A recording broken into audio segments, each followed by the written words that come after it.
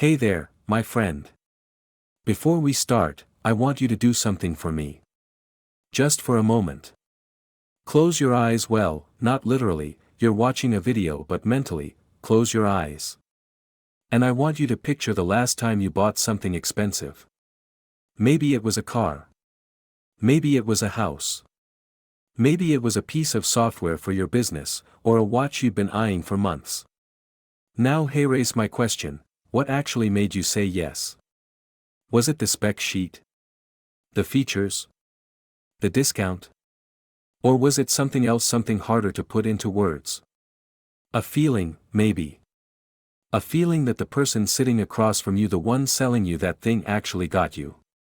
Actually understood why you were standing there in the first place. Hold on to that feeling. Because that feeling, that exact feeling, is what this entire video is about. Today, we're going to talk about the question that's keeping millions of salespeople up at night. In the age of AI, do we still have a future? And I'm going to give you an answer that, I promise you, almost nobody in the sales training industry is talking about right now. My name is Master J. I've spent over 2 decades inside sales rooms, boardrooms, and showrooms. I've coached top performers in real estate, enterprise software, luxury goods, and everything in between. And what I'm about to share with you in the next 25 minutes, this isn't theory. This is the bone-deep truth I've earned by watching thousands of conversations between salespeople and the human beings they're trying to serve. So get comfortable. Grab a coffee. And let's go. The story that changed everything. Let me start with a story. Last year, I was consulting for a B2B services company in a major city. The CEO, let's call him Michael, was practically vibrating with excitement when I walked into his office. He couldn't wait to show me his shiny new toy, an AI sales system. Master J, he said, look at this. This thing can make 3,000 calls a day. It has memorized over 10,000 sales scripts. It adjusts its tone, its objection handling, its closing techniques in real time, based on what the customer says. And the best part? It doesn't ask for a salary. It doesn't take vacation days. It doesn't talk back to management. He looked at me with this gleam in his eye and said, tell me, Master J, why on earth do I still need those 23 salespeople sitting out there? I looked at him for a long moment. And I said, Michael, before you fire anyone, let's run an experiment. I had him take his 3 top-performing human salespeople and his AI system, and assign them all to the same batch of leads. Same industry. Same demographics. Same lead quality. 3 months later, we sat back down to look at the results. The AI system's conversion rate? 2.7%.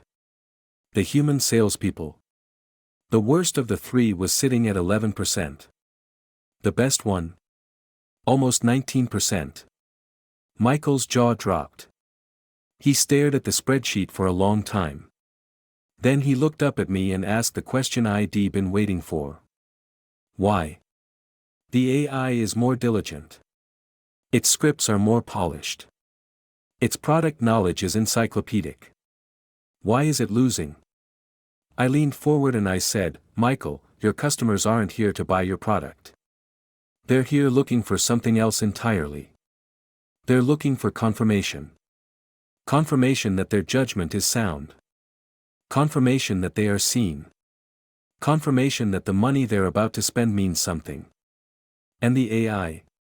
The AI cannot give them that. Not now. Maybe not ever. What this video is really about, so race what I want to drive home today, in 9 words that I'd like you to write down somewhere, the real edge isn't your script. It isn't your product knowledge. It isn't even what people lazily call emotional intelligence. The real edge is the ability to make another human being feel truly understood. That's it. That's the whole thing. Most salespeople will spend their entire careers without ever really grasping this. And in an age where AI can outscript you, out-research you, and out-respond you 1,000 times to 1, this one ability, is the moat that AI cannot cross. In the next 20-something minutes, I'm going to walk you through three things. 1. Why being understood is the deepest hunger of the human heart and why it matters 100 times more than being persuaded. 2. Why most salespeople, despite years and years in the field, have never actually understood a single one of their customers. And yes, that probably includes you. I'll explain. 3. How to train yourself, starting today, to become the kind of salesperson who makes a stranger sit back and think, finally, somebody gets me. Let's dive in. Part 1. The deepest human hunger isn't to be persuaded, it's to be understood. Let me ask you something. When was the last time you felt truly seen by another human being? Not flattered. Not complimented. Not networked with. Seen. For most of us, the honest answer is, it's been a while. Maybe a long while. Here's a truth about modern life that I think we don't talk about enough. Most adults walk through their days starving for genuine human attention. Think about what your customer's day actually looks like. He wakes up and he's already a husband, a father, a boss, a son, a taxpayer, a homeowner with a leaky roof. He puts on a face for his employees. He puts on a different face for his wife. He scrolls through social media and watches everyone else perform their carefully curated lives. He sits in meetings where nobody is really listening to anybody. And then he meets you. The salesperson. And you open your mouth and say, so. Let me tell you about the 3 key advantages of our platform. And in his head, do you know what he's thinking? Here's another one. Another person who wants something from him. Another performance. Another transaction. Another voice in a world full of voices that don't actually care whether he lives or dies. But imagine if instead of launching into your pitch, you sat down across from him, and you talked for 20 minutes. Just talked. About his business. About his pressures. About what's been on his mind lately. And then, at some point, you paused. And you looked at him, and you said, Mark, I have a feeling that what's really keeping you up at night about this decision isn't the money. It's that you're worried your team isn't going to get behind it. Am I right? What's going to happen? Mark is going to freeze. He's going to stare at you. And he's going to say, very quietly, how did you know that? My friend, in that moment, the deal is done. Everything that comes after the proposal, the negotiations, the contract, that's just paperwork.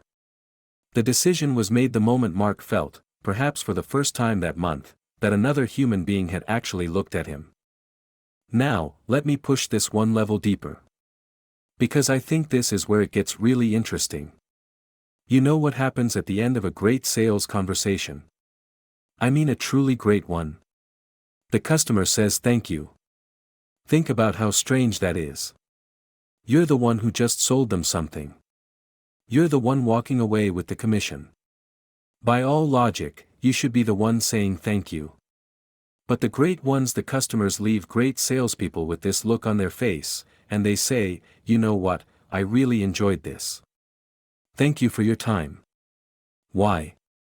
Because in that conversation, they met a clearer version of themselves. They walked in confused, conflicted, full of half-formed thoughts and contradictory desires. And through your questions, through your listening, through your precise reflections of what they were feeling, you helped them clarify their own minds. By the end of the conversation, they didn't just know whether to buy your product. They understood themselves a little better. They saw their own situation a little more clearly. That kind of value. AI cannot deliver that. AI can give you information. AI can give you options. AI can run the numbers and recommend the optimal solution. But AI cannot give you the irreplaceable feeling of being witnessed by another consciousness. And that feeling, that sense of being witnessed, is the deepest hunger in the human heart. Part 2, the brutal truth about most salespeople. Alright. Let's get into the part that's going to sting a little. I'm going to tell you something that I've observed over 20 years of working with salespeople, and I'm going to be honest, because honesty is the only thing that helps most salespeople, after 10, 20, even 30 years in the field, have never actually understood a single one of their customers. I know. That's a hard sentence to hear. Sit with it for a second. Erase what I see, over and over and over, when I shadow salespeople. Whether they're selling luxury cars or enterprise software or $20 million penthouses, the pattern is the same. They're not listening to their customers. They're waiting for openings. Let me show you what I mean. The customer says, honestly, money's a little tight right now. What happens in the average salesperson's head? It's like a slot machine. Ding ding ding. Objection detected. Initiating objection handling protocol. Should I offer financing? Should I do an ROI breakdown? Should I create urgency? Should I ask about budget flexibility? He heard the words money's tight. But he did not hear the human being who said them. Because what could money's a little tight right now actually mean? Let's slow down. Let's think. It could mean, my business has had a rough quarter and I'm anxious. My wife just changed jobs and I'm scared about cash flow. I want this thing badly, but am afraid my family will judge me for buying it. I'm testing you to see if you'll lose respect for me. I'm not actually broke. This is just a negotiation tactic I always use. Money's genuinely tight, but I want this so much that I'm hoping you'll give me a reason to do it anyway. I'm feeling embarrassed, and am trying to give myself a graceful exit. 7 completely different human beings. 7 completely different responses. But the average salesperson hears money's tight and runs the same canned objection handling subroutine that he's run 1,000 times before. This is the problem. He's not having a conversation with a person. He's having a conversation with a target. The customer, to him, is not a living, breathing soul with a history and a fear and a dream. The customer is a fortress to be conquered, a KPI to be ticked off, a deal to be closed. And erase the thing nobody wants to admit, the customer can feel it. Humans have a sixth sense for being treated like an object. You can hide it behind smiles. You can hide it behind warm tones. You can hide it behind compliments. But the customer knows. He knows in his gut whether you're seeing him or whether you're calculating him. He may not call you out on it. He may even close the deal with you. But he won't become your friend. He won't refer you to his network. He won't think of you the next time he or somebody he knows needs what you sell. Because he knows that in your heart, he was never really there. Only you were. So how do you know if you actually understand a customer? Erase the standard I've used for 15 years. Write this one down too. You truly understand someone when you can articulate the thing they haven't yet said and you say it correctly. 2 conditions. Notice both. 1, they haven't said it. This means you can't just parrot back the words they used. You have to listen underneath the words. You have to hear the things they're feeling but don't have language for. The things they're afraid to say out loud. The things they haven't even fully admitted to themselves. Every conversation is full of these unspoken layers. The customer isn't hiding them on purpose. Usually he doesn't even know they're there. But a true master can hear them anyway. 2, you say it correctly. A lot of salespeople learn a little pop psychology and then they go around acting like mind readers. I notice you furrowed your brow. Are you concerned about quality? And the customer is internally rolling his eyes so hard they nearly fall out of his head. Saying it correctly doesn't mean guessing the surface. It means landing on something so precise, so true, that something inside the customer goes click. Their body language changes. They lean in. Their eyes get a little wider. Their voice softens. In that moment, a real connection has been made.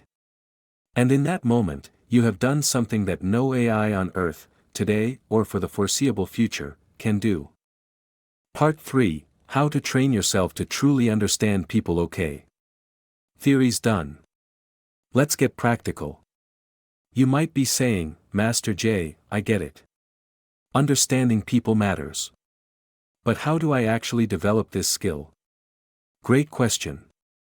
I'm going to give you 3 concrete practices. You can start using all 3 of these tomorrow morning, in your very next sales conversation. Practice number 1, replace asking with probing. The average salesperson loves to ask questions. What's your budget? What's your timeline? What features matter most to you? These are all closed-ended questions. They probe for facts. They don't probe for feelings. And facts, my friend, don't close deals. Feelings do. Top performers don't just ask questions. They probe. What does probing look like?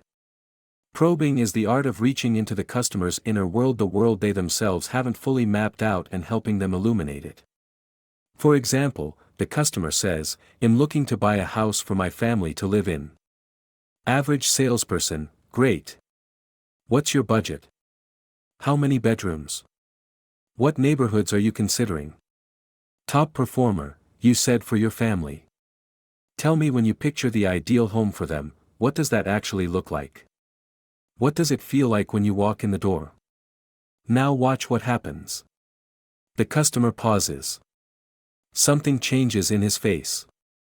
And he says something he probably hasn't said to anyone, maybe even to himself. You know, my wife is pregnant. I want to give my child a room with sunlight in the morning. Look at the distance between house for my family and a room with sunlight for my unborn child. That distance is the entire gap between the average salesperson and the master. Probing means you're not asking about what.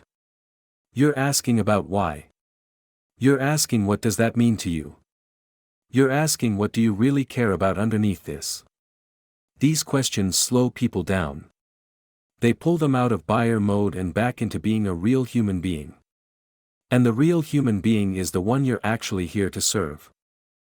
Practice number 2, master the art of reflection. Most salespeople, the moment a customer finishes a sentence, immediately respond.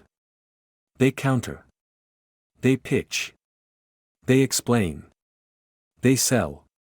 Top performers do something different first. They reflect. Reflection means you take what the customer just said, and you say it back to them in your own words, with your understanding layered into it. Example. Customer, I bought a similar product before, and the results were underwhelming. Average salesperson, well, that's because you didn't buy from us. Our product is completely different. Let me explain why. Master, pauses. Slight nod. So what I'm hearing is you went into that purchase with real hope, and you came out feeling let down. Which means you're approaching this conversation a little more cautiously. Is that fair? Customer, yeah. Yeah, that's exactly it. Do you see the difference? The average salesperson is grabbing the microphone. Me, my product, my company, my pitch. The master is handing the microphone back. You. Tell me more. Reflection seems like such a small move, but its power is immense. It signals 3 things to the customer, all at once. 1, I'm actually listening to you. 2, I understood what you said well enough to articulate it back, even more clearly than you did. 3, I am not in a hurry to convince you. I am in a hurry to understand you. When a customer feels those 3 things, trust skyrockets. Not slowly, exponentially. And trust, my friend, is the most expensive currency in this entire profession. Practice number 3, train yourself to be comfortable with silence. This one is the hardest. And the most powerful. Learn to shut up. I've watched thousands of salespeople over the years, and the single most common failure mode I see is this: they talk too much. The customer says 1 sentence, they reply with 10. The customer pauses to think, they jump in. The customer goes silent for 3 seconds, they panic and start filling the air with noise. Why? Because they're scared. They're scared of awkwardness. They're scared of losing control. They're scared the customer will slip away. But hey, race, what the masters know, silence is where the real conversation happens. When you give a person space to be silent, they start having a conversation with themselves. And the things they discover in that internal conversation, those are the things that actually drive the decision. I once coached a salesperson extremely talkative, extremely high energy. I gave him one assignment, and one assignment only. After every single thing the customer said, count to 3 in his head before responding. That's it. That was the entire intervention. 3 months later, his close rate had doubled. Why? Because those 3 seconds gave the customer room to keep speaking. Room to think. Room to feel that this conversation was actually being treated with weight and care.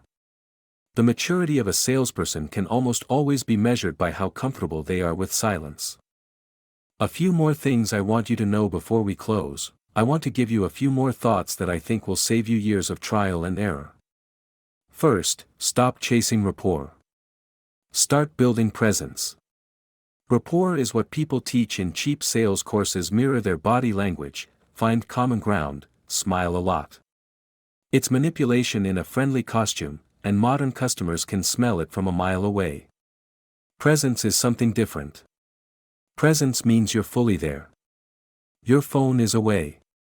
Your mind isn't on the next call. You're not rehearsing your pitch in your head while they're talking. You are with this person, fully, for as long as you're in front of them. Presence cannot be faked. And presence is what people remember. Second, care about people more than you care about closing. I know how this sounds.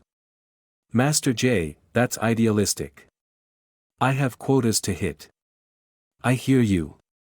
But hey, erase the paradox. The more you let go of needing to close, the more you actually close. Because the moment a customer senses that you're attached to the outcome, they tense up. The moment they sense you genuinely care about what's right for them, even if that means not buying from you today, they relax. And relaxed people buy. Tense people walk away. Let go of the close. Hold on to the human. Third, your life experience is your inventory. Every hard thing you've ever been through, every heartbreak, every failure, every moment of doubt at 3 a.m., that's not baggage. That's inventory. That's what allows you to recognize the same things in your customer. AI hasn't been heartbroken. AI hasn't watched its dreams die and rebuilt itself. AI hasn't held its child and felt the terrifying weight of responsibility. You have. And that is exactly what your customer is looking for, even if he doesn't know it. Finally, what AI cannot replace is the human touch, so let's circle back to where we started. In the age of AI, do salespeople still have a future? My answer is, yes. But only one kind of salesperson. Only the kind who treats people like people. AI can memorize 10,000 scripts. AI can recall 1,000,000 case studies.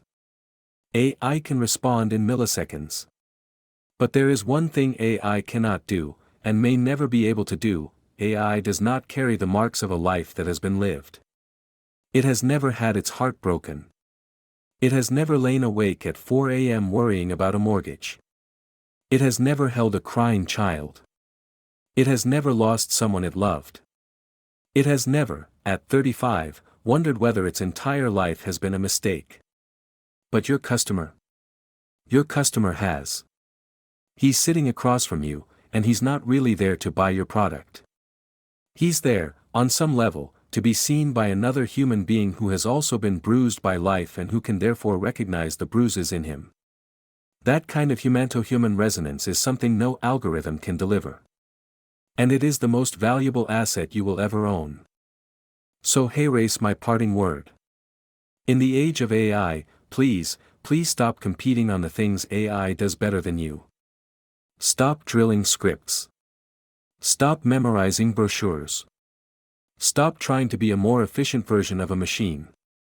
Instead, return to a discipline that's older, harder, and infinitely more rewarding. Become a person who actually understands other people. There is no shortcut to this. It requires you to genuinely care, day after day, conversation after conversation, without an agenda. It requires you to drop the obsession with closing and replace it with a real curiosity about the human being in front of you. It requires you to treat every conversation as a precious, never-to-be-repeated meeting between two souls, not as a task on your CRM. And they'll promise you this: when you can genuinely make people feel understood, you will stop chasing your numbers. Your numbers will start chasing you. Because in a world that's becoming colder, faster, more automated, and more impersonal by the day, a salesperson with genuine warmth is a rare and precious thing. And rare, precious things will always be valuable. Alright.